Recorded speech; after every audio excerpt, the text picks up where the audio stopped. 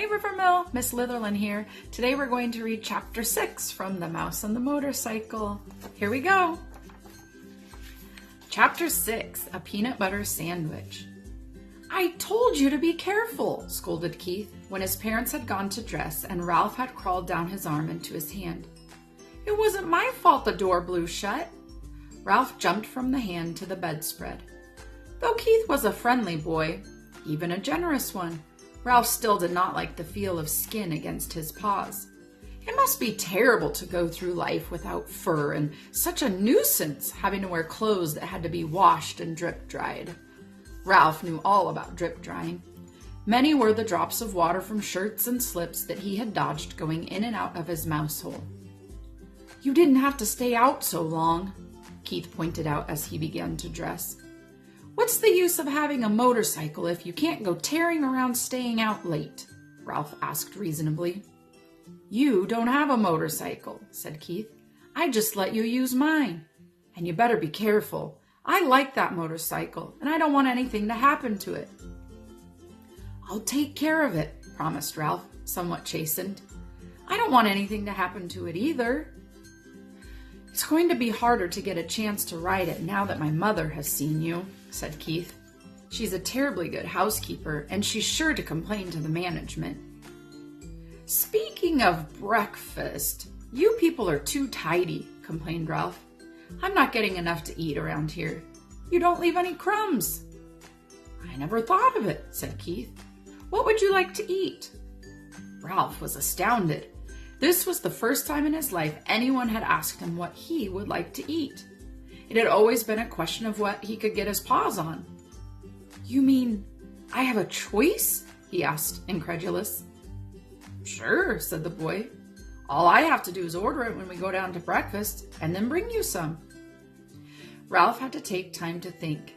After a diet of zwieback and graham crackers provided by little children, bits of candy and an occasional peanut or apple core left by medium-sized children, or a crust of toast and a dab of jam left by an adult who had ordered breakfast sent up from room service, the possibilities of choosing his own meal were almost too much. I know what I'd like, Ralph said at last, but I don't know what you call it. Once, some people who said they were almost out of money stayed in these rooms. They had 4 children, all of them hungry, and they couldn't afford to go to the dining room, so they got some bread and spread it with something brown out of a jar and put some more bread on top of that. They whispered all the time they were eating because they didn't want the maid or bellboy to know they were having a meal in their room. Afterwards, they all got down on their hands and knees and picked up every single crumb on the carpet so no one would guess they had eaten in their rooms. It was a great disappointment. It smelled so good. Like peanuts, only better. The boy laughed. It was a peanut butter sandwich. Sure, I'll bring you a peanut butter sandwich, or part of one. I'll eat part of it myself. It'll be kind of a funny breakfast, but I won't mind that. Where will you leave it? Asked Ralph. Keith thought a minute. Where do you live? He asked. In the knothole under the window. No kidding? Keith laughed. That's the hole I poked my finger in last night. I'll say you did, said Ralph. Scared me out of a year's growth. Nobody has ever guessed it's a mouse hole because it's a knot hole instead of a chewed hole. I tell you what, said Keith. I'll bring up part of a peanut butter sandwich and poke it through the knot hole. Just like room service. Ralph could not have been more pleased with the suggestion. What about the motorcycle? He asked. Where are you going to leave that? In my suitcase, I guess. Aw, come on, pleaded Ralph. Have a heart. Leave it someplace where I can get it while you're out during the day. You're supposed to be in your mouse hole asleep, not riding around in the daylight where people can see you. Well, gee whiz, can't a fellow even look at it? Asked Ralph. I bet you like to look at big motorcycles yourself. Yes, I do, admitted the boy. Well, I'll leave it back under the bed like I said, but you promise not to ride it until after dark. Scout's honor. Ralph jumped off the bed and ran off to the knothole. Ralph's home was furnished with a clutter of things people drop on the floor of a hotel room. Bits of Kleenex, hair, ravelings. His mother was always planning to straighten it out, but she never got around to it. She was always too busy fussing and worrying. Now, as Ralph expected, she was dividing rye crisp crumbs among his squeaky bunch of little brothers and sisters while she waited to scold him. "Ralph, if I have told you once, I have told you 1,000 times," she began. "Guess what?" interrupted Ralph in an attempt to change the subject. "Somebody in 215 is going to bring us a real peanut butter sandwich." "Ralph," cried his frightened mother, "you haven't been associating with people." "Ah, he's just a boy," said Ralph, deciding to keep the complete story of the dangers and the glories of the past night to himself. "He wouldn't hurt us. He likes mice." "But he's a person," said his mother. Here is a picture.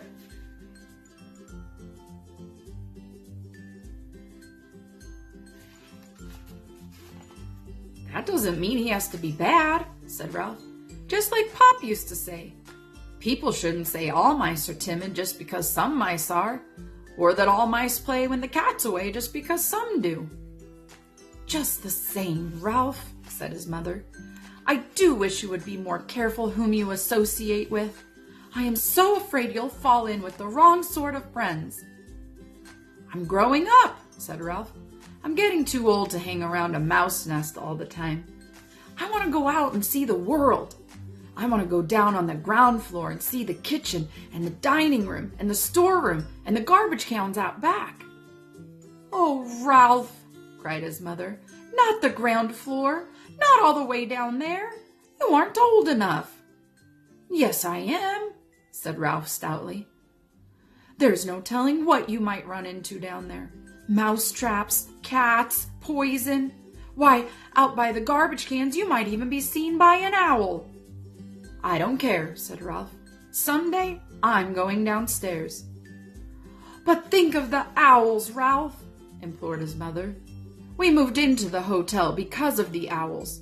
It was after your Uncle Leroy disappeared and his bones were found in an owl pellet." The mother mouse's plea was interrupted by the sound of Keith returning to room 215. "Now you'll see," said Ralph to his mother, and waited, anxious lest his friend let him down. Sure enough, Keith came to the knothole. "Psst," he whispered. "Here it is. The waitress thought I was crazy ordering a peanut butter sandwich along with my cornflakes for breakfast, but here it is." He stuffed half a sandwich a bit at a time into the hole, where Ralph seized the pieces and pulled them all the way through. "Listen, we're going to be gone most of the day. The dining room is packing us a picnic lunch, and we're going to drive along some of the back roads and visit some old mining towns." "Thanks a lot," Ralph managed to say with his mouth watering. "Have fun." "See you tonight," said Keith. "Have a good day's sleep." Ralph's mother could not help being impressed by the sight of that peanut butter sandwich. "Just like room service," she marveled. "Why, it's a peanut butter and jelly sandwich, and it even has butter in it." "I told you he would bring it," Ralph could not help boasting, even though his mouth was full. After sharing his feast with his squeaky little brothers and sisters, all of whom had trouble with peanut butter sticking to their teeth, Ralph curled up on a heap of shredded Kleenex and took a good long nap. When he awoke, refreshed, his first thought was of the motorcycle. He wondered if Keith really had remembered to leave it under the bed. He yawned and stretched and left by way of the knothole. Room 215 was just as Ralph had last seen it. The bed had not been made, and there were no fresh towels by the wash basin. Ralph ducked under the sheets and blankets that had tumbled off one side of the bed, and there in the dim light he caught the gleam of chromium exhaust pipes. Keith had trusted him after all. He walked across the carpet and took hold of the hand grips once more.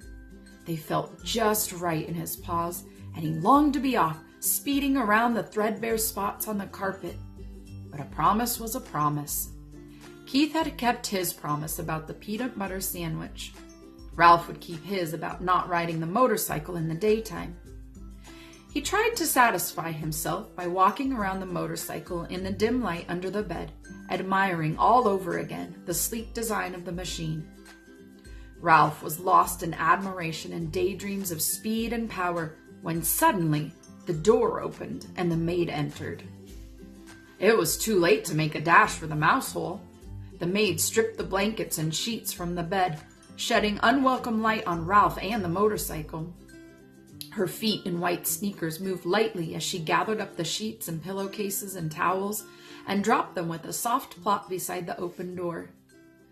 The next thing Ralph knew, he was hearing familiar and dreaded footsteps coming down the hall, steps he had learned to fear when he was a tiny mouse. It was the head housekeeper, the woman who was in charge of all the maids in the hotel. He recognized her steps, and he recognized her shoes. Stout, sensible black Oxfords.